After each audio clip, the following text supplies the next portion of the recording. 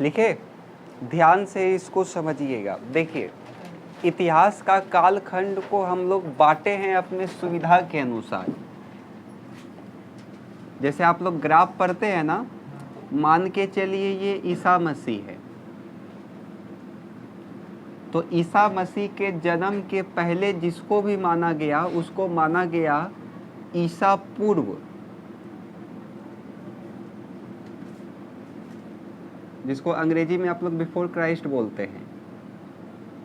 इसी तरह ऊपर चलता जाएगा, 1 होगा, 101 होगा, 1000 होगा, 1200 होगा, इस तरह बढ़ते जाएगा आपका, 2500 होगा, 3000 होगा, इसी तरह लगभग बढ़ते जाएगा आगे, 3500 होगा, और उसी प्रकार से नीचे भी आएगा, 1 होगा, 100 होगा। अब ये मत समझिएगा कि 1 के बाद सीधा 100 हो गया, 1 2 3 4 उसी तरह सारा चलेगा। 1000 हो सकता है, 2000 हो सकता है, 2021 हो सकता है, 2022 हो सकता है, 2023 हो सकता है। तो इसको हम लोग बोलते हैं ईसा, ईस्वी, यानी कि एनो डोमिनी। बात समझ में आया? देखिए, इतिहास में समय को किस प्रकार से बांटा गया, तो समय को बांटने के लिए ईसा मसीह के जन्म को आधार मान लिया और ईसा मसीह के जन्म को क्या मान लिया? शून्य। बात समझ में आ रहा है ना? ईसा मसीह के जन्म को शून्य मान लिया गया और उसके पहले जो भी अवधि था उसको मान लिया गया ईसा पूर्व, यानी कि ईसा मसीह के जन्म के पहले, और उसके बाद वाले समय को मान लिया गया ईस्वी, यानी कि एनो डोमिनी, जिसको आप लोग शॉर्टकट में एडी लिखते हैं और इसको शॉर्टकट में आप लोग बीसी लिखते हैं। जैसे लिखाए भी होंगे आपको गुप्तकाल सब जब पढ़ाए होंगे तो वो उसका बात है। बात समझ में आया? अब जैसे आप ध्यान से देखिए, ऊपर से नीचे आते हैं तो हम लोग का ये क्या होते जा रहा है? घटते जाएगा, क्योंकि ऊपर से नीचे आ रहे हैं, और नीचे से अगर हम चलते हैं तो ये मेरा क्या हो रहा है? बढ़ते जा रहा है। कभी ना कभी 1000 ईस्वी भी हुआ होगा, कभी 100 ईस्वी भी हुआ होगा, 700 ईस्वी भी हुआ होगा। उसी प्रकार से चलते चलते आज कौन सा ईस्वी चल रहा है? 2023 चल रहा है। बात समझ में आ रहा है ना? अब 2023 के बाद क्या आएगा? 24 आएगा, फिर 2025 आएगा, इसी तरह चलते जाएगा ये नीचे। और उसी प्रकार से ऊपर भी जो बांटा गया है तो वो ऊपर बढ़ेगा ना, नीचे तो वो घटता जाएगा। आप लोग ग्राफ बनाए होंगे इसी प्रकार से। जैसे मान के चलिए 3500 है, तो 3500 के बाद अब क्या आ गया? घट गया, वो 3000 हो गया।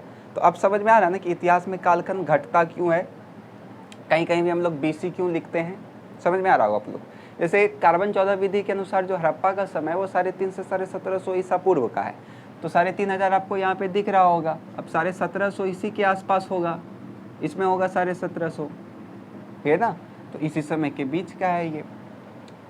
तो अब समझ में आ गया ना क्यों घटता है क्यों बढ़ता है। इसमें किसी को कोई दिक्कत है? आप लोग इसको लिख लीजिए फटाफट। ईसा मसीह के जन्म को आधार, ईसा मसीह के जन्म को आधार माना गया, ईसा मसीह के जन्म को आधार माना गया, ईसा मसीह के जन्म को आधार माना गया, ईसा मसीह के जन्म को आधार माना गया, एवं इनसे पहले के कालखंड को, एवं इनके पहले के कालखंड को ईसा पूर्व, एवं इनके पहले के कालखंड को ईसा पूर्व, इनके पहले के कालखंड को ईसा पूर्व, ब्रैकेट में लिख लीजिए, बिफोर क्राइस्ट, बिफोर क्राइस्ट,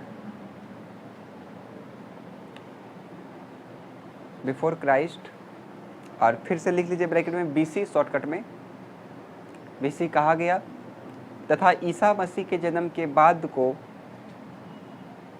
तथा ईसा मसीह के जन्म के बाद को एनो डोमिनी कहा गया, तथा ईसा मसीह के जन्म के बाद को एनो डोमिनी कहा गया, ब्रैकेट में लिख लीजिएगा एडी, एनो डोमिनी कहा गया।